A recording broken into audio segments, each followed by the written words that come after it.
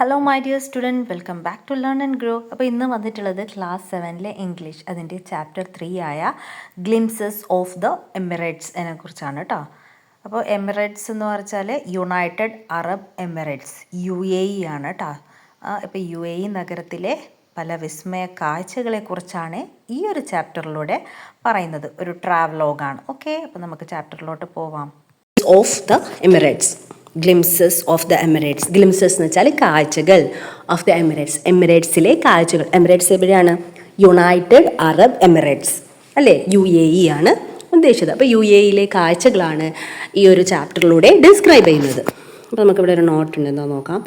Travelling always excite us. Okay, അപ്പോൾ യാത്രകൾ നമ്മളെപ്പോഴും എക്സൈറ്റ്മെൻറ്റിലാക്കും അല്ലേ, ത്രില്ലിലാക്കും. Here is a brief travel note about a country just across the sea. അപ്പോൾ ഇവിടെ കൊടുത്തിരിക്കുന്ന ഒരു ട്രാവൽ നോട്ട് എന്ന് പറഞ്ഞാൽ just across the sea, a country just across the sea, കടലിനപ്പുറമുള്ള ഒരു കൺട്രിയിലെ കാഴ്ചകളാണ് ഈ ഒരു ട്രാവൽ നോട്ടിൽ കൊടുത്തിട്ടുള്ളത്. കടലിനപ്പുറമുള്ളതെന്ന് വെച്ചാൽ നമ്മുടെ UAE അല്ലേ. Let's start. What would avoid an accidental tourist in UAE? I wondered as I came out of the airport into that open air. Okay, അപ്പോൾ ആക്സിഡൻ്റൽ ടൂറിസ്റ്റ് ഇൻ UAEയിൽ ആക്സിഡൻ്റൽ ടൂറിസ്റ്റ് എന്ന് വെച്ചാൽ നമ്മളിപ്പോൾ യാത്രകൾ പോകുമ്പോൾ പ്രീ പ്ലാൻഡ് ആയിട്ടാണല്ലേ പോവാറ് അല്ലേ, മുമ്പേ പ്ലാൻ ചെയ്യും എവിടെയൊക്കെ പോകണം, എങ്ങനെയൊക്കെ പോകണം, എത്ര ദിവസം നിൽക്കണമൊക്കെ. പക്ഷേ ഇവിടെ ഇദ്ദേഹം ആക്സിഡൻ്റൽ ടൂറിസ്റ്റാണ്, പെട്ടെന്ന് എത്തിപ്പെട്ടതാണ്. I wondered as I came out of airport into the open air.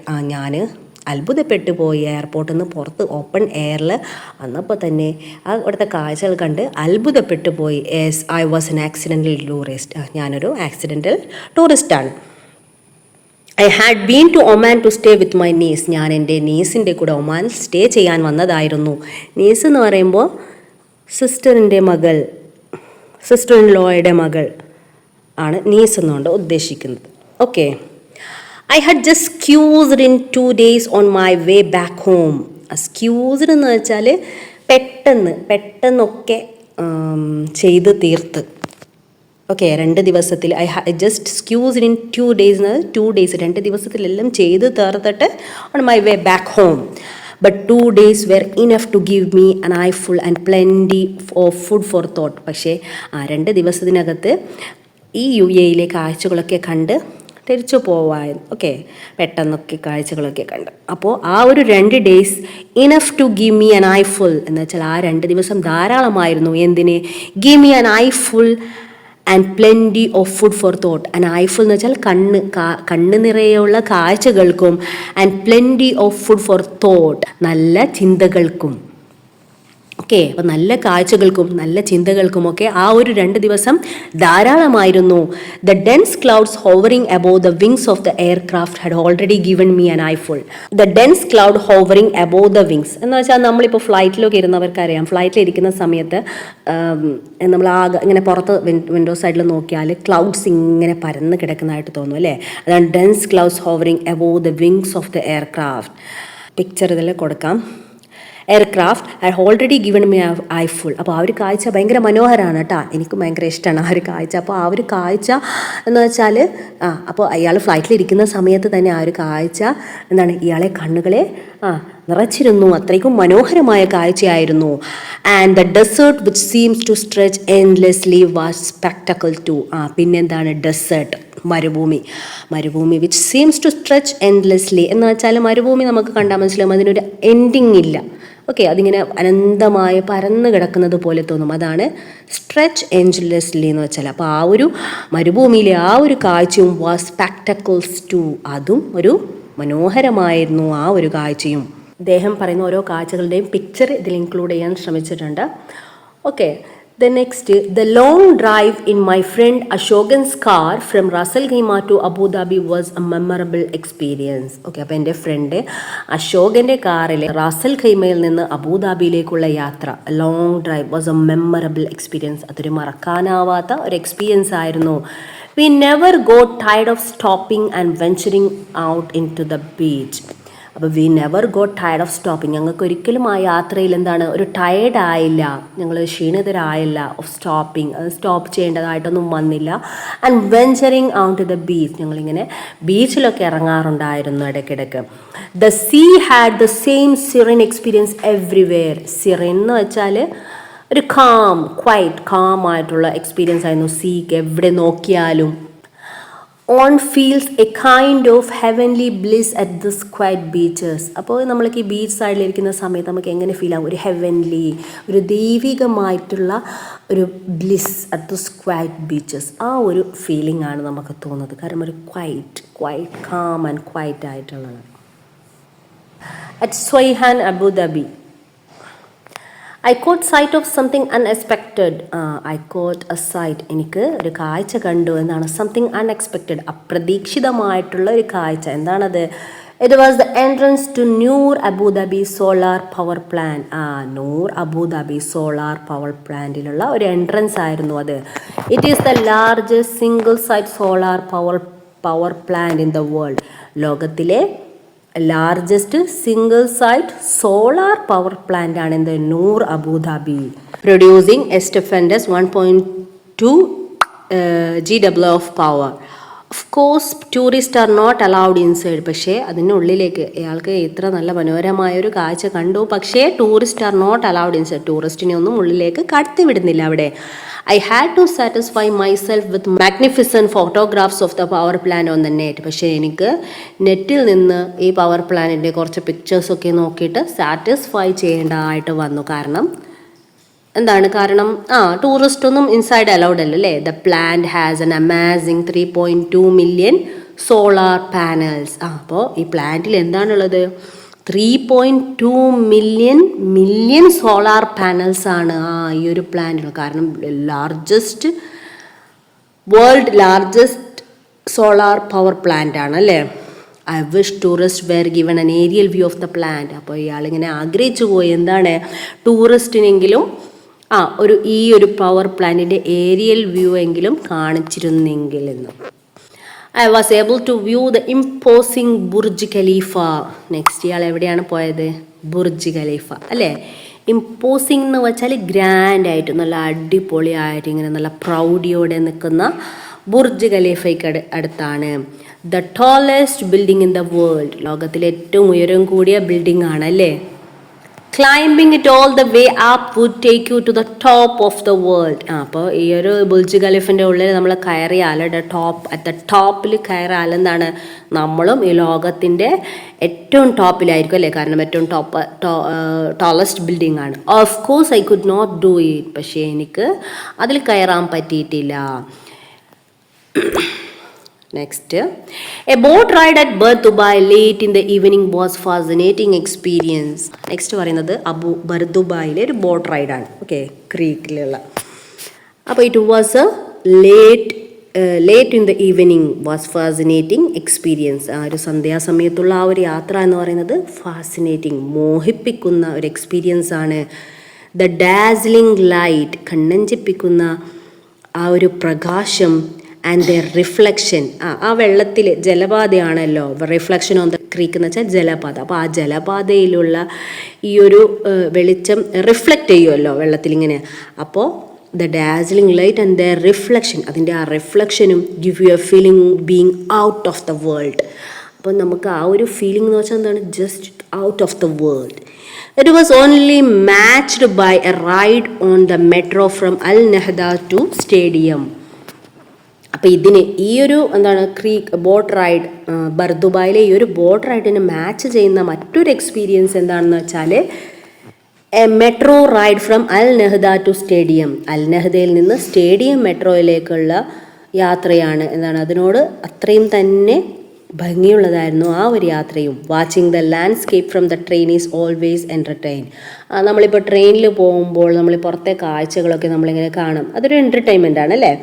But here was a landscape totally different from anything I had ever seen. പക്ഷേ ഈ ഒരു മെട്രോ യാത്രയിൽ അൽ നെഹ്ദയിൽ നിന്ന് സ്റ്റേഡിയത്തിലേക്കുള്ള ആ ഒരു മെട്രോ യാത്രയിൽ കണ്ട കാഴ്ചകൾ എന്ന് പറയുന്നത് എന്താണ്, ആ ഒരു ലാൻഡ്സ്കേപ്പ് എന്ന് പറയുന്നത് totally different from anything I had ever seen.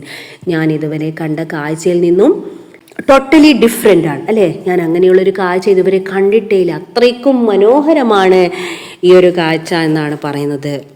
മെട്രോയിലുള്ള കാഴ്ച എന്ന് പറയുന്നത് എന്താണ്, അത് ഒന്നിനും നമുക്ക് മാച്ച് ചെയ്യാൻ പറ്റില്ല. കാരണം അത്രയ്ക്കും ബ്യൂട്ടിഫുള്ളാണ്, അതിമനോഹരമാണ്, അത് വിവരിക്കാൻ പറ്റാത്തതാണ്. Okay, but nothing match the Louvre Abu Dhabi museum. പക്ഷേ അബുദാബിയിൽ ലോറെ എന്ന് പറയുന്ന മ്യൂസിയം ഉണ്ടായിരുന്നു. അത് നമ്മൾ ഇതുവരെ പറഞ്ഞ കാഴ്ചകളൊക്കെ മനോഹരം എന്ന് പറഞ്ഞല്ലോ, പക്ഷെ അതിലൊന്നും മാച്ച് ചെയ്യില്ല. കാരണം ഇത് അതിമനോഹരമാണ്. Marvel by any standard. Okay, അപ്പോൾ ഇവിടെ എന്താ വെച്ചാൽ മറ്റുള്ള ഒന്നിനും ഇതുവരെ നമ്മൾ കണ്ടതിനേക്കാളും ഒക്കെ അതിമനോഹരമാണ് ഈ ഒരു ലോറെ അബുദാബി മ്യൂസിയം എന്ന് പറഞ്ഞാൽ. It houses some of the world most fascinating archaeological remainings. Okay, അപ്പോൾ ഇവിടെ എന്തൊക്കെയാണുള്ളത്? വേൾഡ് മോസ്റ്റ് ഫാസിനേറ്റിംഗ്, ലോകത്തിൽ വെച്ചിട്ടുള്ള ഏറ്റവും എന്താണ് മനോഹരമായ ആർക്കിയോളജിക്കൽ റിമൈൻസ്, പുരാവസ്തുക്കൾ അല്ലേ. Paintings, sculptures and other art facts. Paintings ഉണ്ട്, പിന്നെ സ്കൾപ്ചേഴ്സ്, അതർ ആർട്ട് ഫാക്ട്സ് എന്ന് വെച്ചാൽ മറ്റുള്ള കരകൗശലം, പക്ഷെ അത് എന്താണ് പുരാവസ്തു ആയിട്ട് ബന്ധമുള്ള വസ്തുക്കൾ തന്നെയാണ്. Okay, it carries the name of the famous Louvre museum in France on an agreement. അപ്പോൾ ഇത് ലോറെ മ്യൂസിയം എന്ന് വെച്ചാൽ ഇത് ഫ്രാൻസിലും ഒരു മ്യൂസിയം ഉണ്ട്. അപ്പോൾ അതേ പേര് തന്നെയാണ്, ഒരു അഗ്രിമെൻറ്റിലാണ് അവർ അതേ പേര് തന്നെ വെച്ചിട്ടുള്ളത്. It had also rented more than 300 pieces from Louvre for display. അപ്പോൾ ഇതിലും 300 പ്രേസസ് റെൻഡഡ് ആയിട്ടുള്ള ഒരു 300 പ്രേസസ് ഇവിടെ ഡിസ്പ്ലേ ചെയ്തിട്ടുണ്ട്. I thought it is terribly unlucky of me I have spend only half a day in this museum. പക്ഷേ അപ്പോൾ ഇദ്ദേഹത്തിന് ഇവിടെ ഒരു ഹാഫ് എ ഡേ മാത്രമേ ഈ ഒരു മ്യൂസിയത്തിൽ ചിലവഴിക്കാൻ സാധിച്ചുള്ളൂ. അപ്പോൾ എന്താണ്, he is feeling that unlucky. ഇയാൾ വിചാരിക്കും ഞാനൊരു നിർഭാഗ്യവാനാണ് അല്ലേ, കാരണം എനിക്കൊരു ഹാഫ് ഡേ, ഒരു പകുതി ദിവസം മാത്രമാണ് ഇതിൽ ചിലവഴിക്കാൻ സാധിച്ചിരിക്കുന്നത്. I would have love to spend at least a week. പക്ഷേ എനിക്ക് ഒരു ആഴ്ചയെങ്കിലും ഇതിൽ സമയം കിട്ടിയിരുന്നു, കാരണം അത്രയധികം കാണാൻ കാഴ്ചകളുണ്ടായിരിക്കാം അതിൽ. അതെ, അതുകൊണ്ടായിരിക്കാം അങ്ങനെ പറഞ്ഞത്. അപ്പോൾ ഒരാഴ്ചയെങ്കിലും എനിക്കിതിൽ ചിലവഴിക്കാൻ സാധിച്ചില്ലെങ്കിൽ, കാരണം മാത്രം ആർക്കിയോളജിക്കൽ റിമൈൻസ് ആയിട്ടുള്ള പെയിൻറ്റിങ്സ് ഉണ്ട്, കുറേ പെയിൻറ്റിങ്സ് ഉണ്ട്, സ്കൾപ്ചേഴ്സ്, മോഡൽസ് ഇങ്ങനെ ഒക്കെ ഉണ്ട്. പിന്നെ എന്താണ് ആർട്ട് ഫാക്ട്സ്, മറ്റുള്ള കാര്യങ്ങളൊക്കെ ഉണ്ട്.